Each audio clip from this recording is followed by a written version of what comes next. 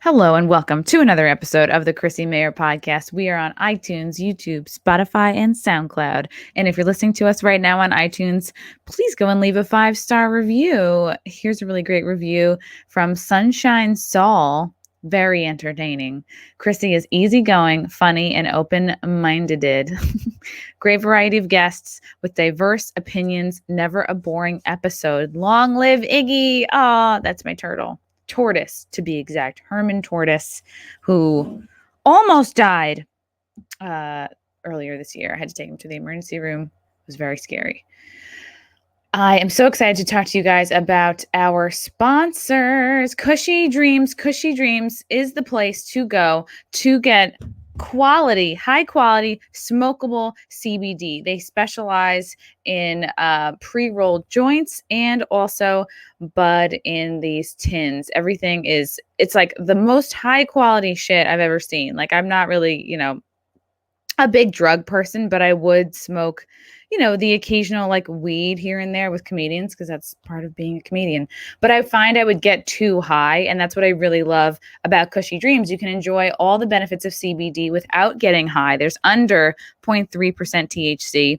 It's cannabis that ships directly to you. It's legal in all 50 states. It tastes great. It smells great. It totally feels like you're smoking regular weed, but you're not going to go out to lunch and you're not going to be like high the whole rest of the day. You can actually get some stuff done. Best of all, I did mention it's legal in all 50 states. Join the men and women who are sick of vapes and gummies and want to smoke their CBD. They take the artisan approach. Every run is in a small batch, 100% hand trimmed, never machine trimmed. They're constantly doing tests to ensure compliance and purity, all of which can be found on their website, cushydreams.com. Each batch is slow cured for 2 to 4 weeks to guarantee maximum freshness and preserve flavor and cannabinoids. And best of all, it's grown right here in the USA, baby. They have CBD flower and pre-rolled joints. They come in specific indica sativa blends like Energy, Hustle, Relax, Dream, whatever you want to do with your day. They got you. They got a strain for that. Look at this. Dream, Create, Energy, Relax, Hustle, Peace. Imagine you just smoke enough CBD in the peace flavor, and that's what world peace happens. That would be great. Go to cushydreams.com. At the checkout, use promo code CMP. You're going to get 20% off your whole order, plus free shipping. I don't know what's better than that, boys and girls. Maybe some stand-up. Oh, that's right. I'm doing stand-up in a town near you. Heading to Delaware, April 23rd and 24th to the House of Laffs in Wilmington. Then heading to Florida, April 30th, the Boca Black Box. May 1st, Lake Park Black Box in Palm Beach. May 2nd, Side Splitters in Tampa. May 9th, Oklahoma City, that's the Bricktown Comedy Club. May 14th to 15th, Comedians of the Compound is heading to Austin, Texas. I think that's the Big Laugh Comedy Club. Then 5/18, I'll be at Zany's in Nashville. May 19th, Stand Up Live in Huntsville, Alabama. Then June 3rd, Hilarities in Cleveland. And we just moved the Appleton, Wisconsin dates. Those will be now the weekend of June 4th and 5th with my good friend Tim Young, who recently got a lot of beef for triggering Cardi B. So that's always good. Any press is good press, I say. Another quick shout out to our other sponsor, Lucy. Lucy Nicotine is a company founded by Caltech scientists and former smokers looking for a better and cleaner nicotine alternative. Finally, tobacco alternatives that don't suck. These products were researched and developed for 3 years to be made for people, not patients. Lucy has created a nicotine gum with 4 milligrams of nicotine that comes in wintergreen, cinnamon, and pomegranate. I've tried all 3. They're actually quite delicious. They don't taste like nicotine at all. And I just feel like I'm chewing regular gum, to be honest. They also have a lozenge with 4 milligrams of nicotine in a cherry ice flavor. It's convenient, discreet. These products can be enjoyed anywhere, on flights, at work, on the go, or even in the gym. And my friends that I've talked to that are like, they're obsessed with like nicotine gum, I would recommend this because it's just like, it's really good. and it doesn't taste like you're chewing a cigarette. It's 2021, boys and girls. Time to get rid of your cigarettes, unplug your vape, throw out your dip, and get you some Lucy nicotine gum or lozenges. A subscription comes right to your door every month. You don't have to leave your house. Lucy has delivery down. For all my CMP listeners, go to lucy.co, use promo code CMP to get 20% off all products, including gum or lozenges. That's lucy.co, and use promo code CMP at checkout. Also, I have to give this disclaimer. Warning, this product contains nicotine derived from tobacco, and nicotine is an addictive chemical. You know what else is addictive? That's right, savings. Go to lucy.co. Use that promo code CMP. All right, guys, without further ado, I'm so excited to have this guy on the podcast today. I've been a friend and an admirer of his for years now. And I always love having comedians on to just talk about the world of comedy. He's so great. Please check out his podcast, Just Joking. Welcome to the stage. I always feel like I'm hosting a show when I do a pod with a comedian. It's Kevin Dombrowski. What a glowing intro. Please welcome to the stage, everybody. Welcome to the mic. Here he comes. That was nice. Here. I actually thought that I was just going to stay in the backstage until you read all the ads, and then I was going to leave the podcast. Wow. Is it too much? I don't know. No, I like it. It was soothing. It's soothing. It's informative. You saved me money. I bought everything that you pitched. Some people are very good at sneaking ads in the middle. But I know it's going to come to this, but I am going to have to learn one day how to edit. And and then, God, a whole world opens up before me. I do the same thing on my show. I do all the ads up front just because I have too much fun with them. And my producer, Adam Hineker, who I share with Kevin Brennan, it gives us a nice little warm up for the pod. So that's nice. Work out your funny muscles in the ads. Exactly. Yeah, it's interesting. So how did you come to, because you are using Adam, which he works on Kevin Brennan's podcast. Did you meet him through doing Misery Loves Company, or was it just a total coincidence? Kind of a coincidence, but I don't know if it's a funny story, but it's an interesting story. So I was on the road a little bit with Kevin Farley a few years ago, and him and I just try to make each other laugh. There's something about Kevin Farley that brings out this like little boy giddiness in me. He's just a Farley, and he just makes me laugh so goddamn much. So what? You're still in the show, right? You disappeared from my screen. I have no idea if I'm doing this show by myself now. We're back. Okay. Literally, just as you get into a fucking roll on something, I bought a new internet cord for episodes and episodes. The thing would go out because like Muffin the dog would come in and she'd jump on me and she'd kick it out. But this is a new fucking cord. All right, so. Well, this is what's so funny. First off, don't panic because of course this happened on my show, like on my episode. What I love is it kicked to me and I was like, wow, the production quality where it's just like a to camera shot for a story I have is really nice. And then I realized, oh, you mean this? Oh, kicking it to you, Kevin. See you dude, later. I thought for sure I was like, oh my God, I'm having a solo moment. And then I went, wait, are you still on, or am I doing this by myself now? I had no idea. Have I inherited the podcast? Is that? Yeah. Are you dead? I was like, okay, I guess this is now Just Joking with Chrissie Mayr. Oh God. No. So what had happened was, Kevin Farley and I were on the road, and he's just a Farley. He just brings out this silliness in me, and him and I would just make each other laugh. It's every time you throw it to me, it's going to throw me off. Him and I would just make each other laugh all the time. It was just like this, like the stupidest, silly voices and characters and whatever. And like, we would just like repeat. It was like we were stoned. We would just repeat words to each other until the other one laughed.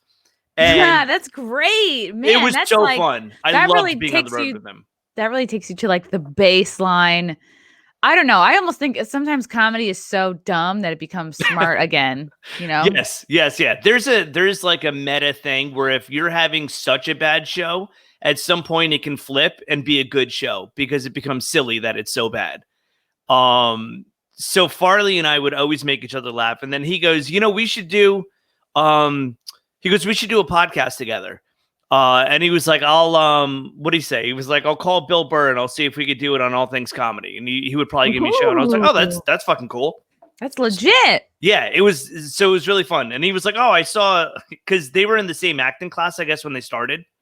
And Burr was always more of a comic and Farley was always more of an actor. And he was like, oh, I went to Burr at the Garden. I should have taken you. And I was like, yes, you should have taken me. So we were at a cigar shop, which we usually did. We usually went and got cigars. And there was some news story about how some repairman ended up like molesting like the male homeowner. And him and I were like, how did that even happen? And we started doing characters of like, oh, come right in. Like it was just like this like weird thing we did. And then I went, this should be the podcast. We should just make fun of the news that's happening. And so it was supposed to be just joking with Kevin and Kevin. And it was like this whole big thing that like we were like planning, but his tour schedule took off. And then he does Kevin Farley on the road with Adam. So Farley referred Adam to me. We did an episode of Kevin Farley on the road where I was like second mic, and he asked me if I would do that. And to be honest, I wanted to do the other one more because I was like, I think it would be more fun. But our schedules got too hectic, and he was like, we both agreed. I was like, I should just do the show, because he was doing his, and he was like, I don't really have time. And I was like, fuck it, I'll just do it. And I'll just bring in other guests. So that's kind of how the show started. And then from there, so Geno Bisconte was my first guest because he was my first guest too. For was he really? Oh, yes, fun. And I think we may have started at around the same time because I remember Geno gloating about how he was both of our first guests. Well, that doesn't sound like anything Geno would do. Is brag about being someone's first time. So I had Geno booked because I knew him and I would be funny together from our chemistry. I knew that if we were on a podcast, people would listen to the two of us at least, if not just me starting one, him and I. And then I knew that if I was having trouble figuring out the format, he wouldn't shut the fuck up. So It was like, this just makes sense. And then whatever, long story short, after that, Artie was supposed to be on, but he had to cancel that week. So I scrambled and I brought Geno back in, and I made up this like cold open where Adam was like, oh, I just got a text from the guest. He said he's not going to make it, but he just referred someone, and it was Geno again. So that's why every episode starts with making fun of Geno, is because it's like this whole like running joke now of like, thank God Geno's not the only guest that we have. So that's literally how Adam and I got hooked up. It's through Kevin Farley. He happened to be producing his show. And then I learned that he did Brennan's, and, we had Brennan on as it was kind of like a crossover Misery Loves Company, just joking, where I tried to basically bring up news articles and then Kevin just complained about his life. So it was a fun episode. That's awesome. Yeah, it's Geno is a wild man. Like, I love him, and nobody, he's so unique. Nobody is quite like him. But like you either like kind of like love him or hate him. But for sure. Yeah, I appreciate that he never like compromises who he is, and he doesn't like hold back. I think that's something that a lot of comedians struggle with today, is like how much to hold back. Right. You always have this fear of like possibly getting banned or censored or shadow banned. Or then there's like the kind of social element to it where there are some comics who won't work with other comics because they don't want to like be shunned or then ostracized by this other group of comics, which like makes me so sad, because at the end of the day, we're all individuals, and it's like these people that you want to impress, like, are they going to take care of your career, or should you just leave it to yourself to make your own decisions? You know what I mean? I don't know. It's a funny timing because him and I were actually just we talk on the phone like old women. Usually, usually on like a Saturday morning. That's great. We'll talk on the phone. I'm usually driving somewhere, and I'll call him. And those are actually funnier than like any podcast I've ever done. It's just the two of us just being stupid together. But we were just talking about this yesterday. First off, you do either love or hate him, and sometimes you hate that you love him. But we were on the phone and talking about kind of comics. This is so funny that we're talking about this now because I'm in like such a weird transition. I'm becoming a woman. Are we going to call you Ellen? Yeah. Yes. I'm going to be Elliot Dombrowski. Or what would be your like female equivalent? Kelly? Kelly, maybe. My mom almost called me Amanda. Even after I was a boy, I'm pretty sure she almost did that. Wow, before it was even cool. Sometimes, yeah. I'm a trailblazer, really. Sometimes on the Mencia tour, they would call me Kavina. Kavina. Right. No, so it's, look, here's what's funny is, and I think this is going to tie in really well to what you were saying, is Geno and I were talking about comics that are, you're either edgy because you're being you, and that's who you are, or you're edgy because you're trying to be edgy. And there's a huge difference because if you're trying to be edgy, but it's not authentic, it comes off angry. And it's not a great connection with the audience. You know what I mean? It kind of comes across like you're scolding them or like you're trying to do this thing that you think you need to do for the sake of comedy. Or, it's not as organic. You're like, totally. You can't, if it's not really how you feel, you probably can't back it up. You probably couldn't do a rant about it. You probably couldn't do like, 5 minutes on it or something. Yeah. And I was talking to Adrienne Appleton about the same thing. She's like, I don't think anything's off limits with jokes, which I think is brilliant. I feel the same way, except if I don't believe in the joke, I usually won't make it because it doesn't feel like, well, it's not something that I would say. So it's like not off limits to me. It's just not something that's within my realm that like I would say anyway. So it's like, why even make that joke? Which I think is a big difference because I don't care who makes a joke about anything. It's whether I would say it or whether I wouldn't say it. And that's just, I guess my personality type. But with Gene, it was like we were having that talk about being edgy because you are inauthentic or trying to be edgy. And then it's like realizing at a certain point, I think a comic has to realize you can't do what your act is because you think other people want to hear that. You have to, because you can pander and be edgy at the same time. You know what I mean? Like you can pander to like if you want to call it the right-wing movement in comedy. You would know exactly what to say. You would know exactly what points to hit. If you follow enough like conservative or right-wing influencers, you know what their talking points are. You know what their buzzwords are. Just like, you could easily do the same for the left. You know what their buzzwords are. And for me, it's like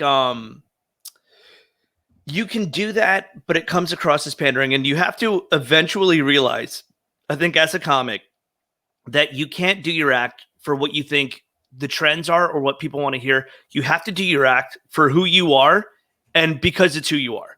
And then an audience follows. And look, it's not an exact science, but if you are trying to do what an audience wants you to do and it's not who you are, eventually you're going to say something that goes against that audience and you're going to lose all of that momentum. Not that momentum's fucking anything now because it's, every career should be at its own pace. But I just feel like this is a thing that you realize over time. And like, the last year should not count instead. I think I did 10 shows the last year. Not bad. But yeah, really. I just talked to somebody the other day who has not performed at all in the last year. That's so crazy. I mean, look, I did 10 years hard in New York City. And I really felt good last March. Like my debut album came out. I hit 10 years. I felt like I was really being myself on stage. And what's your album called? My album is called High on Molly. HIGH? Yes. High on Molly. So it's High on Molly. My wife's name is Molly. Oh, thank God. All right. That really works out then. Yeah. Yeah. I took the Shuli approach and I actually just did Molly and then I did my entire act though. It was written over 2 years on tour with Mencia in front of like really big performance heavy crowds. Wow. And it's about from when we were dating to getting engaged to being married. And it's like, it Aw. was written in 2 30-minute increments over 2 years. And then I put it together because I didn't want to talk about it anymore. And not that it was like bad. I was just like, this isn't where I'm at in life. And this is really good. And I'm okay putting this out as like an introduction of like, this is my first body of work I'm putting into stand-up, my contribution. And I'm really proud of that.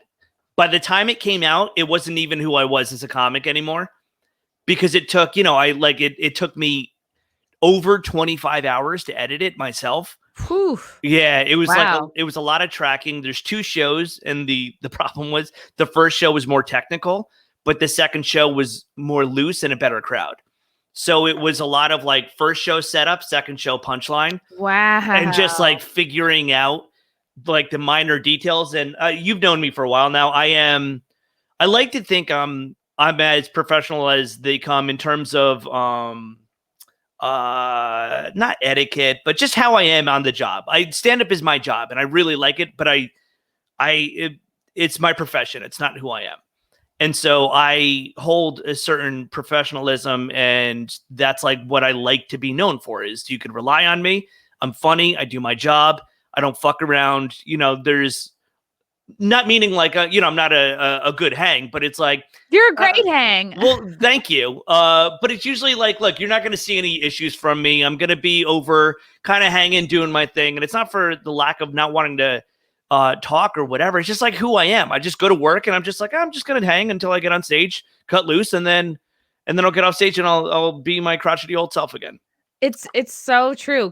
And also I think like I become a totally different person before a show. Like I really pull it in really close. I can't. It's like, I don't know. It's like sometimes I can multitask, but like right. I'm learning, I think, more and more, like more times I can't, because I just like I have to focus on my notes. I'm right. like, really, I know I can't go over one drink because I'll be too loose, but like no drinks is like I'm too uptight. I'm too like like one drink is perfect because it reminds me like, oh, everybody's here to have a good time. Just help them have a good time. And like I have to focus on my notes, and it's like I'm not really socializing, and I'm sure people could have over the years thought like, oh, she doesn't want to talk. She's antisocial, or she thinks she's whatever. But it's really just like I have to be like obsessively focused. And I'm also just thinking about the kind of energy I'm trying to like culminate and then be ready to have on stage. Yeah. So that's interesting, because I started as a crowd work comic. And when I would sit down to write, I would overwrite and I would worry about what the words were on stage rather than the point of the joke and letting me get there. So I had to realize over the 10 years, now 11 years of doing stand-up, that I'm best when I'm myself on stage. And so I know my jokes, I know my premises, I know my punchlines, and I kind of let myself get through. The words in between don't matter as long as they're within rhythm and there's no fat. But over time, you learn how to just talk like that on stage. And so what I do before a show is not really go over my notes. I think about the jokes that I want to do. But I am usually, I swear to God, this is so stupid. I'm usually 10 out of 10 times playing Candy Crush on my phone. And it's because it's like solving a puzzle for me, and it calms me down and it literally clears my mind. So, when like you are taking a shower and you think of a joke, or you're driving and you think of a joke, it's because you're distracting yourself in the forefront so you can think clearly. So what I'm doing is distracting myself so that I can think clearly and be as free as possible and loose before I get on stage, because I know I'm at my best if I'm just being me on stage. So it's really, I can't overthink jokes. I don't really talk a lot before I go up because it'll distract me, and then I won't be in this like loose state. I'll just be like, whatever mood I'm in that conversation, I'll carry to the stage. And I've really learned, and I'm a guy that grew up really with nothing. So my mentality in life is like, if I never had it growing up, I don't need it as an adult. So like, I didn't have my first massage until my honeymoon. Wow. Because I was like, well, I never grew up with it and I made it here. So why the fuck do I need it? Well, yeah, kids shouldn't be getting massages. I feel like, if you're a kid, I mean, yes, good for you. You have rich parents, but like, yeah, I don't know if kids need. Yeah, I mean, look, can you imagine avoiding a school shooting and then going to get a massage, and and then your luck runs out there too? That's crazy. Oh God, yeah, you don't want the best it's ever gonna be as your kid, like before you're out on your own. I think that's why, like, I don't know. I've always been jealous of rich kids, and you definitely, as you do comedy, you encounter like these rich kid comics that you're like, how come they never look stressed out? It's like, they never have to have like a day job. Yeah, totally. Well, so that's like just the type of person I am. So I never really believed in like mental state of anything until I got married or engaged, and then I was on the road a lot during that time. And Carlos would always tell me like, hey man, you gotta like get yourself mentally prepared for the stage. And I'm like, it's not, I don't believe in any of that bullshit. And then like my wife and I, like if we were to get like into an argument and then I would go on stage, I'd be so angry that the jokes wouldn't be told in the emotion they're written in. And until he pointed that out, I never realized. It was like, I just perform how I am. And it's like, no, you need to perform those jokes how they're written and the emotion that they're written in. Otherwise, it's a totally different joke. That's so true. And no one thinks about that. And like when I started teaching stand-up, I made sure to like put that into a lesson of like, you need to tell these jokes how they're written. Otherwise, they're never going to, they come out differently. If you're telling a story about how happy you are, but you can't get over how angry you are, it's not going to work. It's a performance. Yeah. It's totally. Like you have to, and there is some parts of stand-ups that's like, this is who I am, take it or leave it, like it or don't. This is what I'm bringing to you guys today. This is what happened to me today. But with some of your jokes, it's like, yeah, you can't, some jokes won't work if you're in a bad mood, if you're like feeling depressed and like moody or whatever. It's like some jokes like have to be high energy.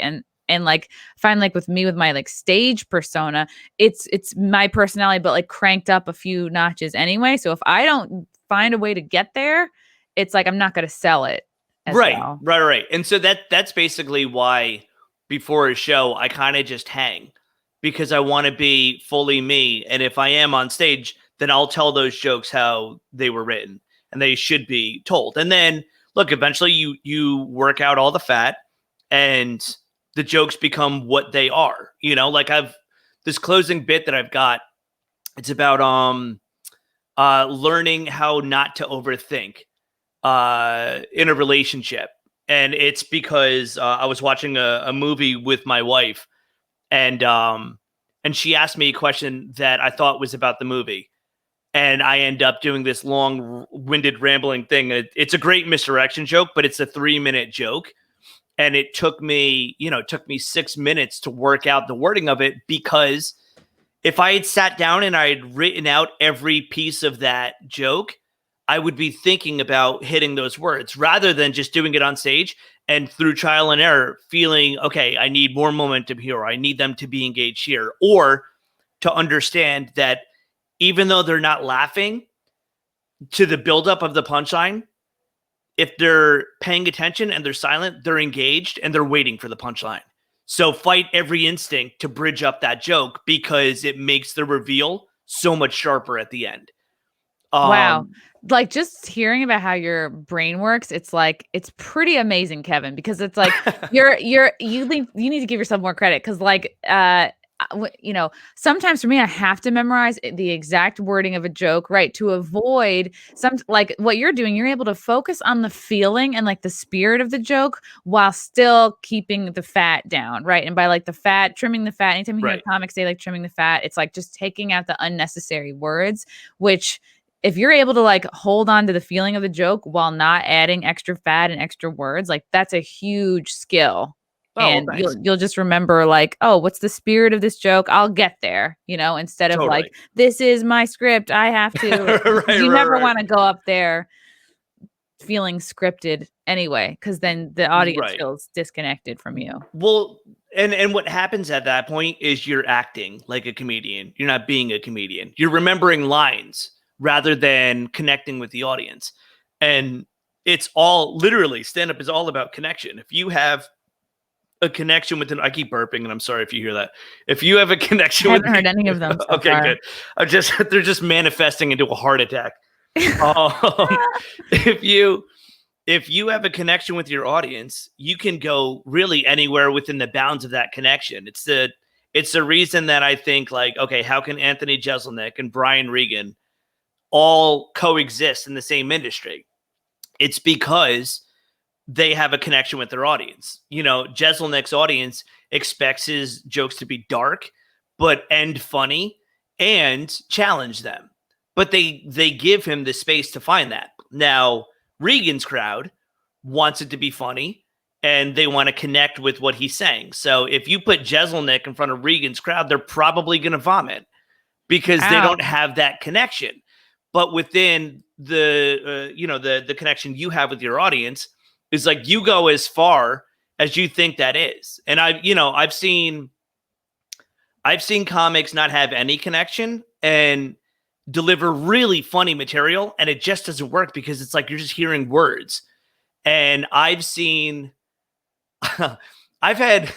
there's been shows where I've been like deep on the road where I'm doing like satirical material and I have such a good connection with this crowd, but like some of the people just were not smart enough to get that I was making a joke. And there's at one point where I'm like, oh my, like this is close to being a rally. Like some of these people do not understand that I'm joking here, but we're like so connected with like the performance. And then like I'll give them props. I've not that like whatever. My props. I'm just saying like I'll give an example. Aaron Berg at Gotham one day, I was hosting, he was closing, and he did so much shit he should not have been able to get away with, but he was so like the crowd was so fucking in on what he was doing. He even got off the stage and he was like, I can't believe I got away with that. And I was like, dude, it looked like you were trying. It looked like you were trying to piss them off, and it just made them like you more, which is so crazy when you see that happen. What Berg is so good at, and he's one of the comics where I have truly learned the most from as a comic in general, but definitely as a host. I think this is true for everybody. He's a good example of the more sold you are on yourself, and I think it does have to do with confidence. Like who knows whatever the person he is off stage, but like his stage confidence is through the roof. He gets on stage, he fully owns who he is and his story. The more sold you are on yourself, the more the audience is going to be sold on you. It's almost like, oh, he has confidence in himself, so now we can relax and like now we have confidence in the show. And I can't explain how that works. Yeah, it's almost like transference. It's almost like therapy. It's like it's what stand up is. It's so fucking stupid that I'm so like. So funny. I'm like such a fucking comedy for someone that hates the entertainment industry. Like I'm such a comedy nerd. You're very knowledgeable. I just love stand up. I love stand up. I don't watch a lot of stand up because my brain breaks it down too much and I can't enjoy it. I just like break down premises and punchlines. Oh yeah, I'm sometimes so weird at a show because I will laugh so loud at a comic's premise because I know where it's going, and then someone sets up a joke, I go ha. Right. Oh, I love that. I love the single ha. Because I'm like, that's clever. I get it. Like it's like I almost. Right. Well, what's interesting is like okay, so I don't watch comedy specials because I don't like breaking it down and critiquing it, but at a show, I'll watch anyone perform, and it's more because I'm watching their relationship with the audience and less about the material that they're doing. And I like to see how they approach the show. Like I'm just like, I don't know, I'm like a technical nerd. I love that. It's like you're not even watching the comic. It's like almost like you're watching the space between the comic and the audience, and you're trying to like feel what's there. Well, yeah, because I like to see, because I do host a lot in the city. It's like my bread and butter. So I do like to see after I perform how other people approach the same audience, because I learn a lot in how a show develops and how a show should develop and how the show unfolds and how each individual comic's relationship with the audience develops on their own. I like to see that relationship. And there's sometimes where I'm like, oh man, I fucking ate it up top. And then I watch the rest of the show and I feel great about myself by the end of the show.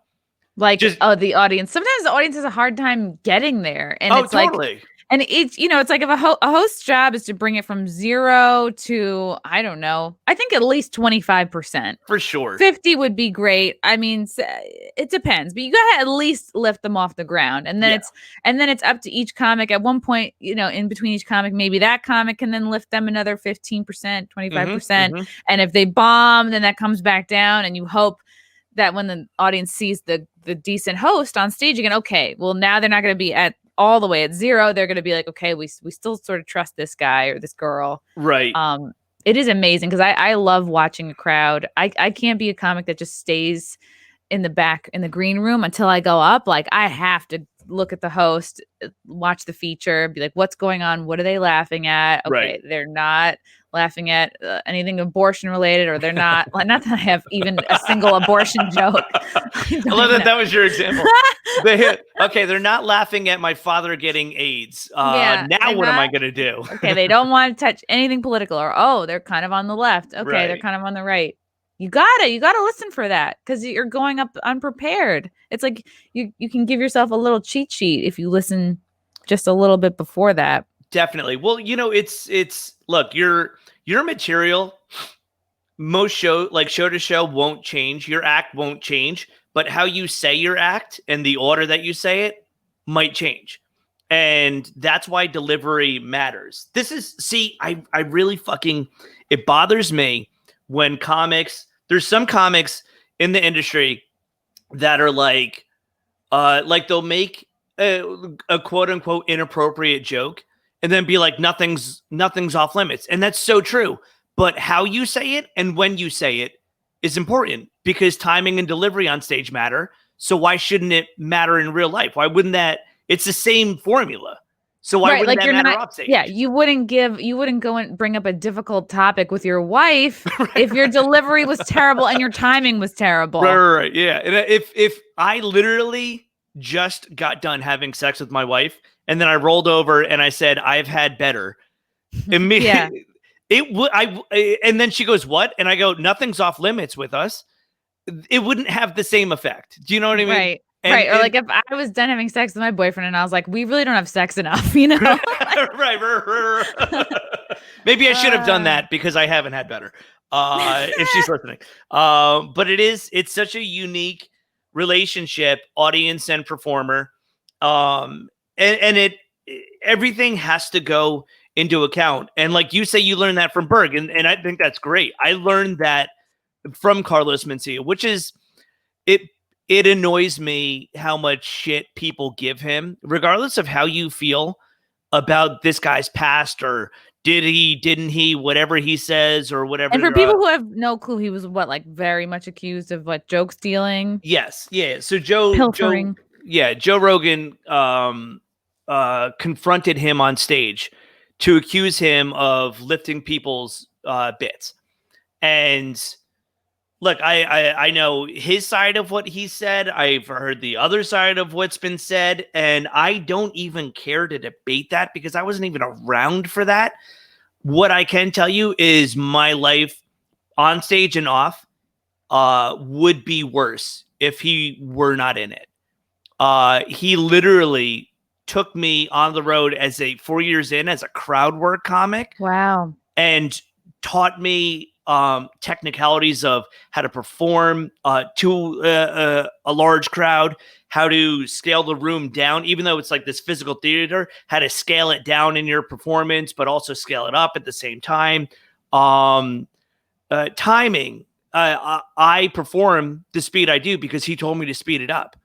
The way my physical movements, like structure, writing structure, like we'll write shit together. Like I'll write something and then I'll get off stage and it'll be like, oh, I love this. You should try this, or you should try this, or blah, blah, blah, blah, blah.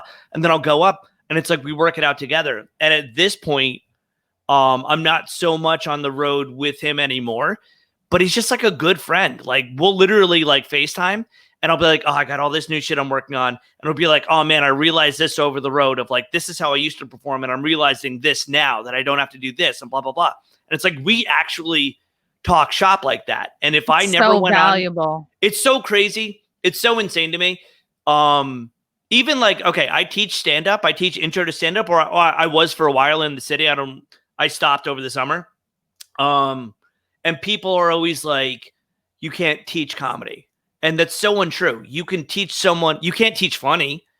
If you're not funny, there's nothing I can do to help you. But if you're funny, I can teach you to be tighter. I can teach you to write better. I can teach you to perform better because someone taught me how to do that. And it's like, that's what the comedy industry has been doing for years, is you get a tip from someone and then you change over time. Yeah. And it's like, Carlos taught me how to do that. And I look, if you had taken a Laughing Buddha comedy lesson in the last 4 years, then you've learned from Carlos Mencia as well. Wow. Because I have direct lessons from him that have gone into like my own philosophy on comedy. And then I instill that. So it's like, I guess that's so I wrote that album basically learning how to be a good comic. So it's super performance heavy. It's super influenced by him. And I edited it for so long. And that's so funny. I was like, how the fuck did we even get on this? The professionalism that I brought this up with of the type of comic I like to be.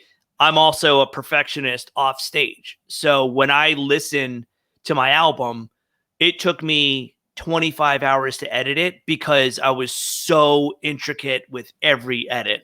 Like there'd be some days, I swear to God, my wife would come home.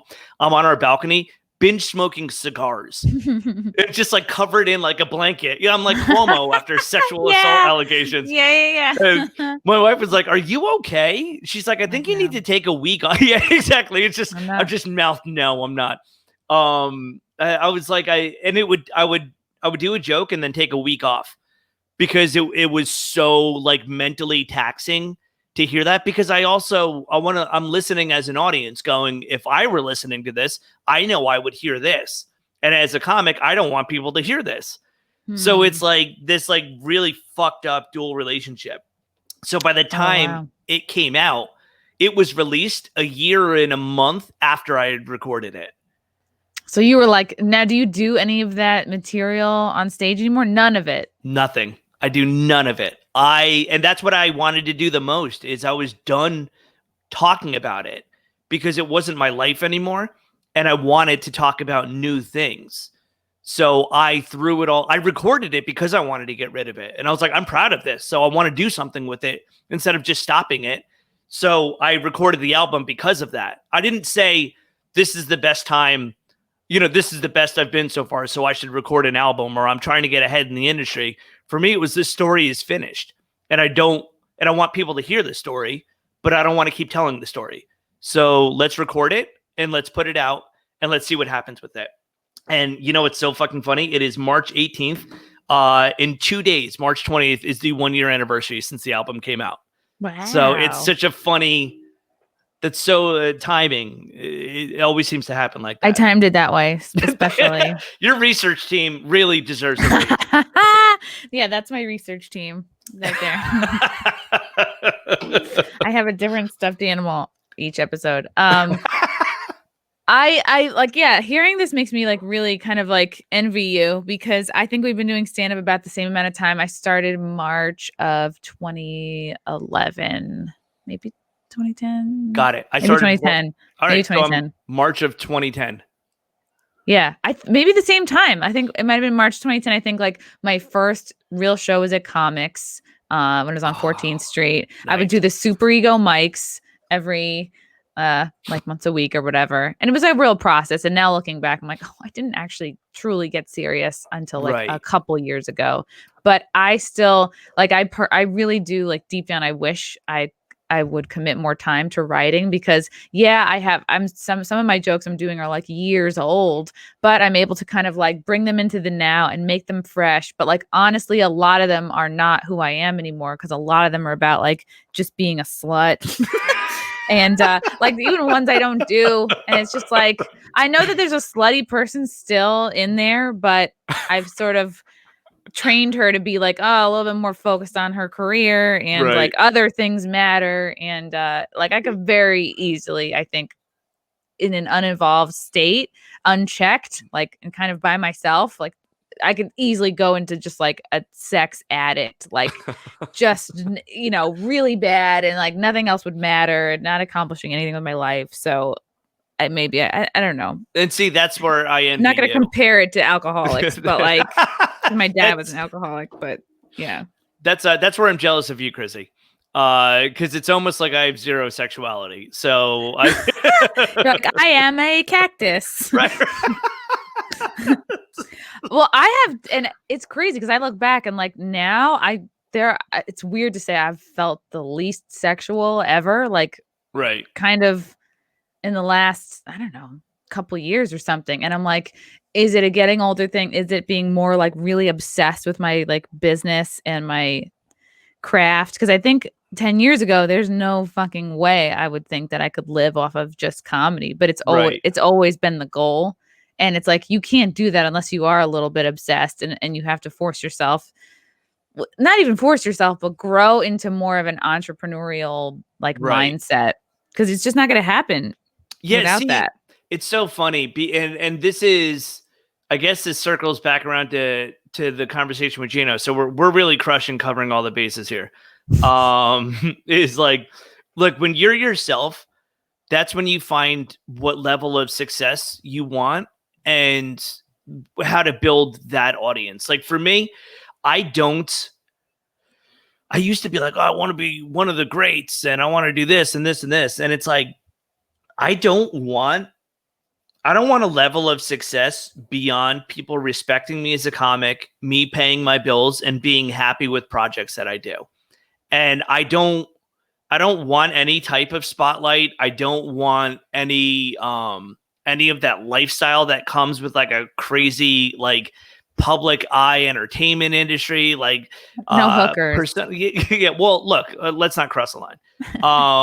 No, I want to be happy with what I do. I want to be a really good stand-up. I want to be respected for that. But I also want to walk away from it when I want to walk away from it. And not that I am saying I've got the ability to be bigger than that. I'm not saying that at all. But I do think I'm a good stand-up. I think it's because I learned from one of the legends of stand-up, regardless of how you feel about him. That dude has been the guy at some point in this industry. And I learned directly from him. So I do think I'm a good stand-up. I do think I love what I do. And I have the obsessive mind over it where I'm constantly thinking about my act and evolving. Like I know my next album is going to be about my daughter. Like I know it. And I'm just like filling it out now. I'm like working out that material, which I know you want to talk about the show over the weekend is a really funny segue when we get into that. But there's like a lot of new shit that I'm working out that I'm starting to feel good on stage doing it. But that's my level of success. You know, that's my version of making it is saying, okay, I pay my bills doing this. I've proved to myself that I can have a career in this. And it's what level do I want to go to? And I don't know like where that will eventually end up in my stand-up career. And I'm okay I know that as long as I'm happy with what I'm doing and I'm paying my bills, I'll be satisfied or I'll be happy. I may not be satisfied. I may want to do another project or whatever, but I don't have these big giant delusions of like being the top person. I want to be the best version of myself on stage. Do you know what I mean? And it's like, yeah, that's feel your like, only competition. And like, that's what so many comics never grasp. They obsess about, oh, what is this other person doing? I know. It's like, and it's like, that person probably isn't the same brand as you, not the same audience. Like, like that was, I mean, when I was like a couple years in, I would get very like, oh, what is everybody else doing? Like jealous. Oh, who's getting what opportunity, late night thing. And then you're like, they're like, bitch, the only competition you have is yourself a year ago. Look at that. Chart that. Chart how much money you're making. Chart how many spots you're doing. Like totally. It's look, it's for a while. Late night was cool because we made it cool. You know what I mean? Stand-up was never meant to be cool. We were the people that didn't fit in anywhere else. So we got on stage and told it how we thought it was. Stand-up is like the last big fuck you to the world. You know, it's like when I taught, I would tell people, they'd be like, "Oh, I have an improv background," and I'd be like, "Fucking shut You up." do? You've improv background? No. Okay. Really? Out of Okay. all the years Well, you've known me, do I scream yes and? well, I do, and it's like it's a part of me that I'm both embarrassed of, but Yeah. when I meet somebody else it's like I don't know, it's like we've been to jail together or something, or we're both used to be gay. I don't know. Yeah. I like equate it to like we've been through a thing and Right. now we know better. Yes. Yeah. Well, when students are like, I'm like, "How long have you done stand up?" And they go, "I haven't, but I've done improv." I just laugh at them because improv is built around yes and stand up in my mind is no but. Stand up is you're always going, this is how people say it is. No, here's how I think it is. Right. And You don't have to agree with somebody else. It's all about you. That's what drew me to stand up it's so autonomous. You don't have to like, you're not like, let me get my group of 6 together and let me focus on how to make the team look good, which is great. And like, there are some transferable skills there as far as crowd work goes. But like, as far as really shining and make a name for yourself, stand up's the way to go. And like the number of people who get paid a living to do improv, it's like 5 people. Right. Yeah. Or you're, or you're on SNL or whatever. But it is so funny to think of a stand-up going, all right, here's the premise. Someone give me a suggestion. Where am I in this joke? You know what I mean? It's such a stupid thing, but I forget how we got into this. You were talking about we were going to get into the Cos Cobb show. Oh, that you don't come from an improv background. Yeah, no. It's again completely lost the train of thought. But at least you know how I feel about improv now. Yeah, it's gross. They're they're the lowest of the low. They're the worst types of people. Right. I think the second a stand up realizes that you just need to be yourself. That's what it is. That's what I was talking about. Late night is cool because we made it cool. We made Just for Laughs count as Just for Laughs. If no one else cared about the first one, it wouldn't be that big of a deal. So this whole push towards like industry credits that are now doesn't matter anymore. It's like you make your own credits. I think your following has replaced credits so much. And it's, you know what it also is like, I love Andrew Schulz. I think he is, for my money, the best edgy comic out there. He's smart. Yeah. And what makes him edgy is the topics that he does. It's not that he's overly offensive to be offensive or he's like fighting. He's not pandering and he's not pushing against. The topics he's covering are shit that people on TV don't normally talk about. Nope. So, and he owns it. And he's not totally. You believe him when he says these things. Yes. And it's like, okay, the networks wouldn't fuck with him. So he put out his own special. And he became this like new paradigm. What bothers me about where we're headed as stand-ups is it's less about people doing that for themselves, saying, okay, he figured this out for himself, so I need to figure out my version of that. Yeah, it's more my like version of Andrew Schulz, which like it shouldn't. Right. Yeah, it's more like, okay, he put out his own special and it worked for him, so I'm going to put out my own special. And it's like the industry said no, so I'm going to do it myself. And it's like, yeah, but we're making Andrew Schulz a separate industry rather than being inspired by him and saying, what's my version of that? And so I've literally, like deliberately tried to stop being competitive in some sort of industry form and say, what do I need to do to get to the next level? And more of, what do I want to do? And how do I get people to pay attention to this? Not because I want the attention, because I enjoy entertaining people. And I think people would enjoy this. So it's my version of finding out. It's exactly the transformation on stage. I'm a crowd work guy. I'm best as myself. So I'm going to clear my head before the show.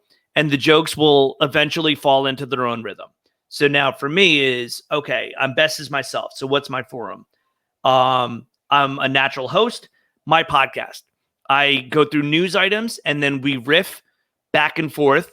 And it's just me being me with another comic getting to be themselves. So that's what the show evolved into was, okay, I'm just going to be myself. This makes me do it weekly. You don't have to come see me live to hear me do that. And then hopefully if you enjoy the show, you come see me live. Yeah. And it goes on from there. Yeah, hopefully. I mean, so far. Well, you got to have multiple things going on. Oh, for sure. If you're just doing stand-up. I mean, you must have dried up, you know what I mean, after this last year. If you hadn't started something else, and I remember I would hear comics like shit on podcasts. Oh, every comic has a podcast. Like that's kind of like them telling themselves that they're afraid to start a podcast, or because like the cream always rises to the top. Like, yeah, there's a lot of everything, but right. Well, I didn't do a podcast for years and years because I didn't think I had a fresh take that I would be proud of. It's just like the same thing regurgitated. So for me, just joking, the tagline of the podcast is no interviews, no arguments, just jokes. I'm not going to fucking feud with anyone. I think the long form interview has been perfected by Howard Stern. And I think that there's people that do it better than I would do it. And I don't want to repeat that cycle for myself. And I'm not going to subscribe. Look, I don't really hang at shows too much. So why the fuck am I going to feud with someone on a fucking podcast? I think I'm not that type of person. I have a family. I have a 5-month-old. I don't have time to argue about who said what on a different show. Right. And then like you might not even see this person again for like what, a year. Right. Like, is it really worth like being right with this person that you don't even bump into? I am that person that if you piss me off, I'll just stop talking to you. What's your birthday? June 8th. So you're a Gemini. Yeah. Okay. And I don't know if that explains anything. Geminis are like kind of leaders. They're very like talkative. Like it's one of the most like my. Are you trying to tell me I've talked too much? Yeah, no. It's like it makes sense for stand up. It's like it's like communicating as part of the role that you're playing. Well, it is also like the dual personality, and I am an inflated version of myself on stage, but I'm more open on stage, and off stage, I'm less open because I get all the attention I need on stage. And it's like I would rather just not talk to anyone and go home. It's just like, yeah, that's so interesting because my thing was like. It was the attention from getting on stage and then the attention I would get from being a huge slut. And then when I turned the sluttiness into like introspection and I realized like what I needed was like inside myself and I needed to, like grow. Not others inside of you. Right. Not just putting others inside myself, like just filling the holes, but not with random dick. Right. So, because I was able to convince myself that I was like, that would make me feel powerful. And it does, but it's so fleeting. You just have to like. Right. Well, then you need to recreate that situation to feel that power over and over again. Yeah. And it's like, wouldn't you rather get on stage than lay on your back at that point? Lay on my back. Yeah. It's like, but what would it give me? It's the shit I didn't get growing up. Like, I didn't feel like validated, desired, like loved just for being who I am. And that's what the first date is all about. Like, oh, you're most clever. You look the best. The person hasn't seen you in sweats yet or like dirty. So can you imagine that after the last year we've lived, not seeing someone in sweatpants? Like what? Now it would be like he hasn't seen me in jeans. Like he's never seen me dressed up. Yeah. Like where did all of your regular clothes go? It's just your closet is full of tarps. What happened? Yeah, all there is tarps and skeletons in here. It's so funny. Talking about like the last show we did because the very first show I did since the lockdown you were at, and the show last Saturday you were at. So like the very first show we all did, I think it was June of 2020. It was at this golf course in Westchester. And it was kind of like, we were just saying it was a dinner, that you have to kind of like be sneaky with it.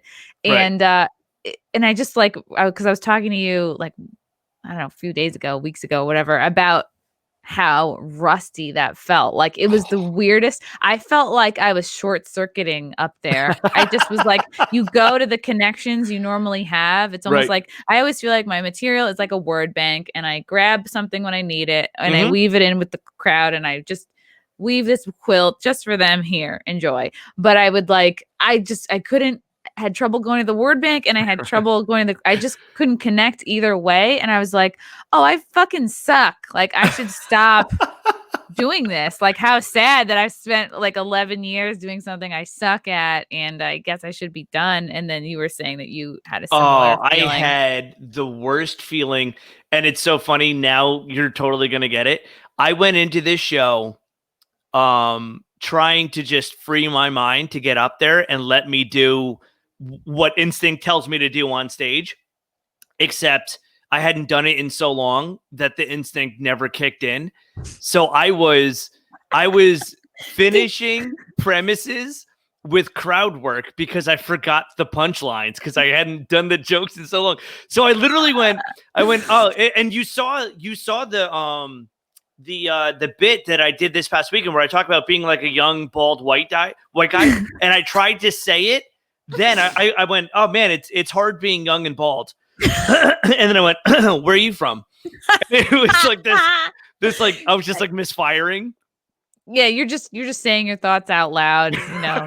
Right. It's hard. Man, it's hard to be young and bald. I know. Where are you guys from? Right.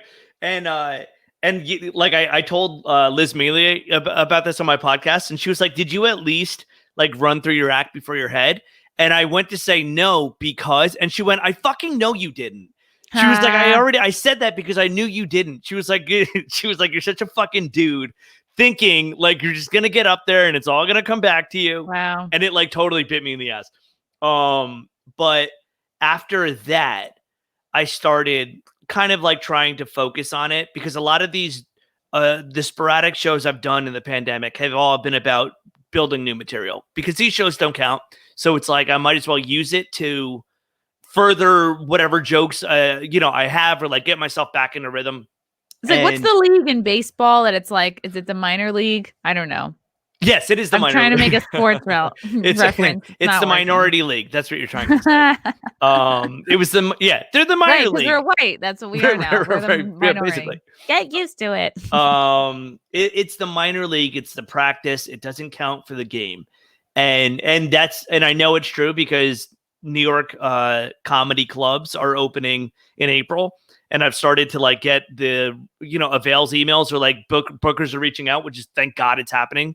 But one booker in particular, Amy Hawthorne, the booker of New York Comedy Club, she was like, "You're basically where you were March 14th of 2020."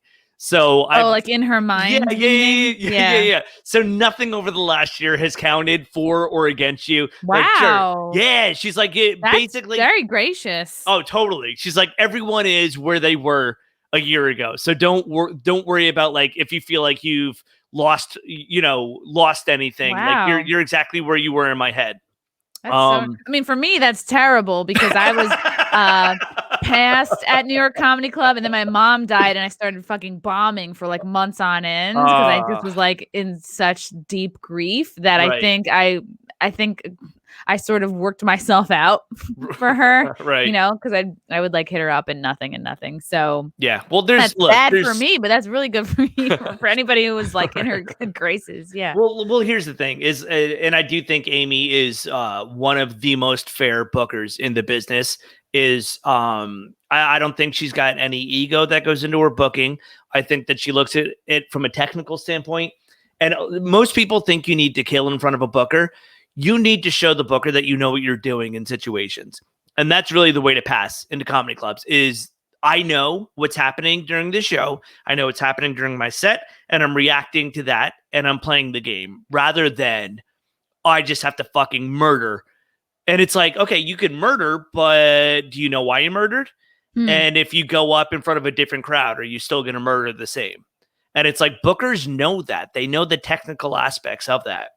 And that's the same thing as like studying the material to go on stage to regurgitate it. You're just acting. Because if I took that crowd out and put a different crowd in, those would get two different reactions. Do you know what I mean? Because it's a different crowd. So it's like a different connection. Right. You can practice listening to old sets with old crowds. You can practice like reading. Some people will write their whole set out and read it and try to memorize it. But there's no way over the past year that any of us could have practiced with any regularity that feeling of the crowd. Totally. Like, that you can't get that over Zoom. Like I did a couple. I'd be like focus on a tiny like 2-inch by 2-inch box and be like, you look gay. And that's my crowd work. You know, look at this guy. Where are you from? Your boyfriend's asshole? Yeah, your cat is too fat, you know? And I'd be like, wow, I suck at this. Look, the best advice I ever got, like across the board within stand-up, is know why you're funny and know why that joke worked. Because if you bomb, you're going to say, why didn't that work? And you're going to improve that. And you're going to know not to make that same mistake. But if you kill, no one ever questions why you killed. You just walk away going, oh, I feel great. But if you question, why did that work so well? And then you break that shit down, you can recreate that and know what to do more intricately. And that was the best advice. It's not okay to get a laugh. You have to know why you're getting that laugh. Was that a Carlos tip? That was a Carlos tip. And it really opened my mind to like, okay, I went from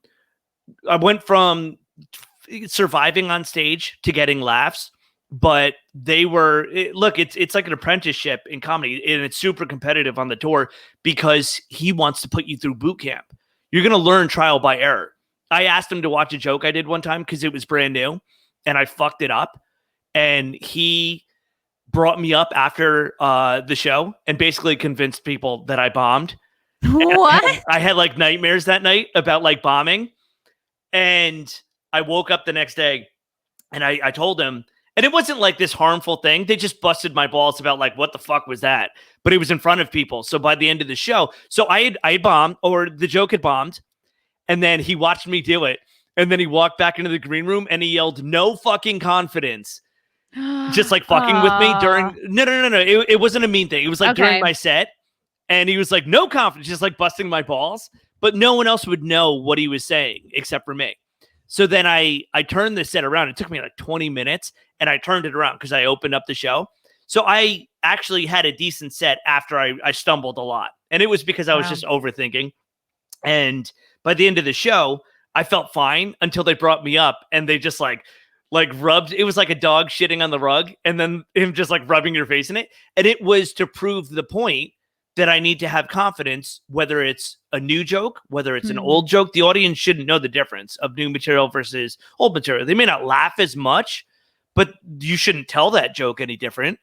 And I didn't realize what he was doing. Right. So I had like these nightmares. And the next day in the green room, I was like, do you know, I literally dreamt about going up after the show, like all like night sweats. And he was like, you ever going to make that mistake again? And I was like, no. And he was like, you're welcome. Wow. And I was like, wow, that was the like your comedy dad. Right. I was like, that was the most brutal way to teach me that lesson. But I totally learned from that. And it was, you have to know why it doesn't work. You have to know why it does work. And it changed everything for me. It's like now I know with that passenger joke or the closing joke that I do, I know just because the audience isn't laughing doesn't mean the end isn't going to pay off. Actually, if they're not laughing during the build up of the punchline, it's going to hit even harder because they're listening. Exactly. They're just waiting for the hook. And it's just such a crazy like mental thing to realize. You must be kind of a good student in a way, or like teachable for him to invest this much into you. Right. Because I can't imagine he's doing this with a lot of other people. Yeah. I have this motivation to be great at this. It used to be like an ego thing where it was like, I want to be this, I want to be one of them. And now it's like, no, I want to be really good. Like, I love stand-up. I just love doing stand-up. I hate attention. I hate the promotion aspect of it. I hate the personality types that stand up that like draws it to it. What if you could say, like, are annoying. there 5 types? Did you say there's 5 different types, or like generally? Yeah, there's like the overdriven ego. There's the overconfident. There's the insecure. I would say there's the immature, and then there's the people that are authentic. And I've never said that before. I literally am just like thinking of people I either like or hate. That's like you had it ready to go. Yeah. And for me, it's like, I love I'm so OCD. I love solving a puzzle. And for me, a joke is like a puzzle.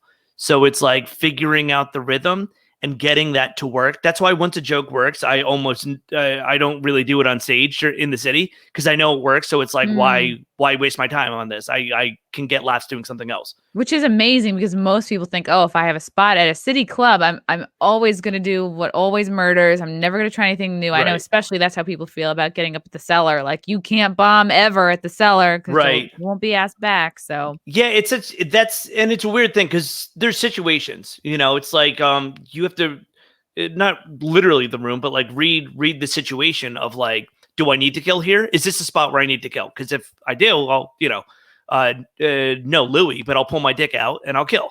Yeah. Is this a spot where I can get laughs, but also work on new stuff and bury it in between? Or is this a spot where it's completely expendable, where I can afford to bomb knowing that this is going to pay off when I need to kill with a new joke? So it's like, it's just knowing the situation that you're going into, I think, but that only comes with time. This is not shit that you can learn overnight. That's why there's no substitution for stage time, is because you need the years to know every situation and be able to identify this. And it's so funny when I feel like when I talk like this on podcasts, when it's not just me focusing on making people laugh, I feel like people listen to this and are like, why isn't he a better stand-up? You're so good, Kevin. With all this information, it's like, why are you you? You're so good. Stop it. I mean, thank you. I appreciate that. But yeah, that show over the weekend. It's so funny. Oh God, it was so funny because it was like at the St. Lawrence Club, which is like it's a place where normally men go to escape their wives, but like an Elks Lodge vibe. Right. But this was a show and like people brought their spouses and stuff and families or whatever. But yeah, mostly like old white dude sort of general vibe. Very Italian. Yeah. And so there's this guy and it was so funny because I was in the back of the room where this guy was. You had this heckler who the whole show I'm looking at him like he kind of looks like Bill Gates, and then you do your joke about like being young and bald or whatever. I don't know how you started beefing with this guy. Yeah. And like he just looked like very quiet and mild mannered, and out of nowhere he was like, I saw him go like this. He was like, at least I have some hair. And you were like, what? And then he got to do it again. He's like, at least I have some. It was like the only time in his life he's like yelled out. Right. Well, what was great about that was so I did this bit that I wrote after the album, but before the pandemic. And it's about being young, bald, and white and it's basically my experience in traveling with stand-up with the Latino tour is like how people view me is like I am the white guy on tour. So like a lot of times they'll paint me as like the satiric racist and like the bad guy. And I love being in that role. Like I can play the bad guy satirically on stage. And I think it's really funny because it's like, doesn't really matter what you say as long as it's funny. It's like, I can't believe he said that. And I love being able to do that. So I kind of like, just like filled this role on tour of that. And so a lot of my experience in traveling is with the way that the country kind of went and how stand-up was going was I'm the bad guy because I'm a straight white male. I'm the bad guy. And I was already playing that on the tour because it was, Carlos is from Honduras. His feature is Dominican from Miami. And then there was me. And I'm a New Yorker with this accent. Churros, yeah. Right. Who hired both of them to, for all this. Fix your roof. Yeah. Right. So on stage, when the three of us would get on stage and like riff together and joke and do street jokes and bust balls. And, look, I could bust balls with the best of them. So I always loved, like, if Carlos would pay me in that role, saying something like to put him in that place would always make me laugh. Like there was a joke I used to do. We did street jokes. It was just like all these like different things you would hear out. It was almost like yo mama jokes where I would say a man walked into a crowded elevator and he accidentally elbowed a woman and in the chest. And he looked at her and he said, "Miss, I'm so sorry, but if your heart is as soft as your breast, you'll forgive me. And she said, she looked at him up and down. She said, well, if your dick is as hard as your elbow, I'm staying in room 115. And I always loved that joke. And Carlos, I would always do that joke. And after a while, Carlos would start saying, and that's how I met Kevin's mother. And everyone would go, oh. So after a while, when I was painted to be the white guy, he would go, and that's how I met Kevin's mother. And one day I turned around and I go, and that's how Carlos got a green card. And it completely like twisted it around. And so it was like I turned into this role of being able to like do that to them, or I would say like the most white thing you should say at that point. Yeah. And so I love doing that. So this whole thing came from being a young and bald. People think something's wrong with me because I'm not old. So there's a reason I have no hair, but not just unlucky. You were in a radioactive experiment or something. Being young, bald, and white, the reason is I'm either racist or in recovery. So I either hear that I'm racist or I hear that I have cancer. And it's always been this thing. So I developed this whole, and I actually thought about that line opening for him at Gotham. People think I'm either racist or in recovery. Or like a young villain. Right. Yeah. So it just turned into this fork where I go into how people think I'm racist, and then I go into how people think I'm in recovery. Oh, that's brilliant. Well, thank you. So it just goes back and forth. And then that started really, really working for me. And I did it on the road and I loved it. And it was like darker than the shit that I'd done on the album. It was more personal. And I haven't done that during the pandemic. And I tried to do that at the golf course and I failed miserably. So I like went through it in my head the week before last weekend. Just so I would remember it, because I'm headlining in Connecticut April 2nd. And I want to do a lot of the at the Connecticut Cigar Company. Okay, great. It's in association with the Fairfield Comedy Club and Fairfield Comedy Festival. And it's a night of literally stand-up, cigars, and whiskey. Wow. 3 of my favorite things. So I want to and dicks. Sorry. There'll be a lot of men there. Yeah. You know how there's sometimes Y is a vowel, sometimes dicks is when I'm somewhere. Yeah. So I want to do a lot of the new stuff about being a father. And I didn't want to do it there because it might be a lot of the same people that come see me. Oh, okay. So I was I'm going to do the old stuff and I'm going to get myself back into being on the road. So I did it. And luckily for me, the first half of my set was killer because it was all my act that's like worked out. I know how to work the crowd, all this.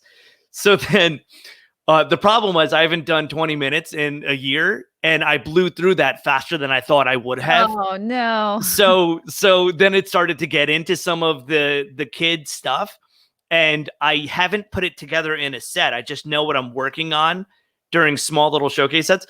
So I did one joke that this is so funny. I did one joke that, and I've told people like off stage this, but I love that I'm telling this on your show. I did one joke that audibly did way worse than the rest of my set. And I realized in that moment, my new stuff cannot follow the old stuff. And the mic started cutting out at the same time. Oh, that's right. Oh my God. So what happened was when the mic started cutting out and I noticed the new shit, one new joke to me bombed. I like kind of went into panic mode mentally and I was like, oh fuck, what am I going to do? Because I don't know enough older stuff to follow what I just did that I haven't done in a while. Cause I have more shit that I could do of the same caliber, but I haven't done it in longer than this last bit. So I said something and that guy heckled me. And then everyone was like, oh, and the best answer I had was, sir, that would offend me if I didn't do 15 minutes on it that just crushed. It was like a world star moment, except everyone's white. Right. And most comics, if the room goes, oh, and like someone challenges you and people like get behind that guy, most comics would panic and like think I'm going to lose this. And for me, I live in that moment where I was like, oh, fucking yeah, cheer him on. Like, that's a great comeback.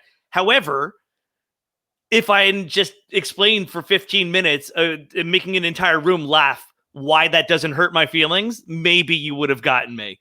Yeah. So that was a funny moment. So then after that, the mic kept cutting out. And in the back of my mind, I'm like, maybe some of these jokes aren't working because they're not as worked out, but the sound's also fucked up. So they gave me another microphone. So I tried it again, and that cut out. That mic also started. Right. Yeah. So they gave me a third mic, and that mic cut out. And then it became a bit that the microphone's cutting out. And then it became, if this happens again, I'm hitting myself with this mic, or I'm going to hang myself. Or it was like, I hate doing this. And another mic, and that was sick. Right. The third one, I just threw over my shoulder. And then the fourth one came out, and it cut off. And I knew at that point, I cannot follow that with new material that's unworked out in a set. So I sat down in the front row and pretended to give up. That was so funny. That was so funny. You were like, I'm going to just start ordering stuff. Right. So I sat down with the couple and I started eating dinner with them. And then I very loudly ordered a Jameson on the rocks. And I very loudly did crowd work on them that was more of a casual conversation. So how did you guys meet each other? But loud enough so people could hear. Yeah. And it turned into this bit of me doing it. And then they figured out a mic, and I got on stage and I did the closing joke that I've been talking about. Now, the funny part is, and I have no problem admitting this is 11-year vet Kevin that would never 8 years ago admit this. People came up to me afterwards, and I'm quoting them. Someone was like, that was fucking brilliant that you did that. And in my mind, I said, thank God that mic cut out, because my new stuff would have bombed so hard after the beginning that I would have gone back to crowd work, or I wouldn't have known what to do, because I haven't been in that situation for a year. So my instincts were so behind. And in my mind, all I kept saying was, thank God this is happening, because this is funnier than anything new that I could do. It was like a gift. Yeah. Right. It was 100% a gift. And everyone was like, I can't believe you were smart enough to do that. And for me, I'm like, this was the only road I could go down that would be better than what I just did on stage. Yeah. And I honestly, on the way home, I drove home Natalie Cuomo, and I had my buddy Billy, who's like a Compound fan, really good dude. And I looked at them, and Billy was like, dude, that was so punk rock. And I was like, dude, thank God that happened, because I would have eaten shit so fucking hard with the mic cutting out and trying to figure out what new joke to do that could follow something that I wrote a year ago. It was just such a funny moment. I have no problem admitting that was like lightning in a bottle, and thank God that fucking happened. And at no point during your set did you come off even a little bit like insecure. Like, you handled that. You were confident the whole way through. Even in your, like, you must have had moments of like you're searching your mind for like, what the fuck is next? You're just like waiting for something to come up on the screen. Like, I've definitely had those moments where you're like, I have run out of jokes, like, what the hell can I say, Right. And you know what, though, that's what like coming back is going to do, is like, those are teachable moments to remember, like, okay, you could still think on your feet, and you can do what's going to be needed to do the set, and that's like 5 years ago. I don't know what the fuck I 6. I don't know. I don't know what I would have done. But you really have to just, like, when you get flung out of the car, you're like, all right, well, I'm clearly, I've been flown out of the vehicle. Now I just have to how to figure out how to like tug, duck, and roll, and look for some grass, a soft place to land. You have to embrace like the chaos. And that's stand up. And that's like, that's a level of maturity on stage that I'm happy I've put the years in I've done to get there. Is because I have no shame in saying, well, I haven't been on stage in a year. So of course I went too fast. And of course the new stuff that I'm doing works in one-off shows, but I don't know how it works together and where it should flow momentum with the set.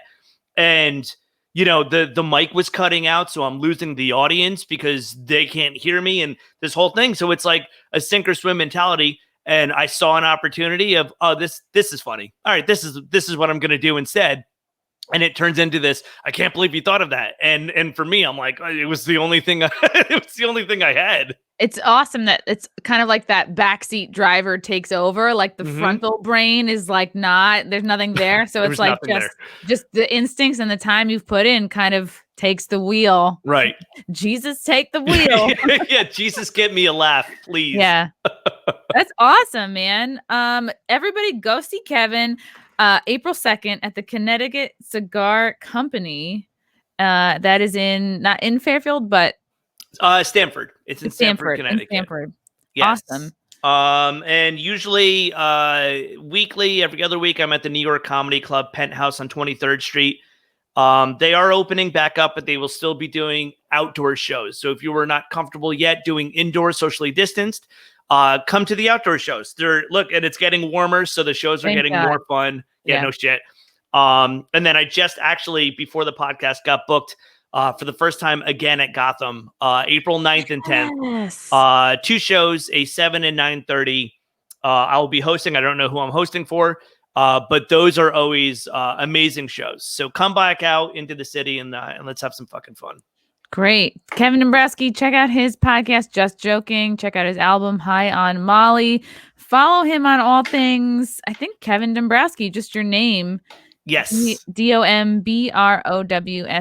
That is right. And also listen to Chrissie Mayr's episode on my podcast. I had so much fucking fun on that episode. That was fucking great. I loved that episode. I believe it's called Wow. Which is an old Opie and Anthony reference and an homage to Chrissie's bustling radio career, which I think that you're killing it. Thank you. I thought you were going to say bustling tits. I like it's that's why I didn't get a laugh in the middle, is because the hook is stronger. Thanks, Kevin. This was great.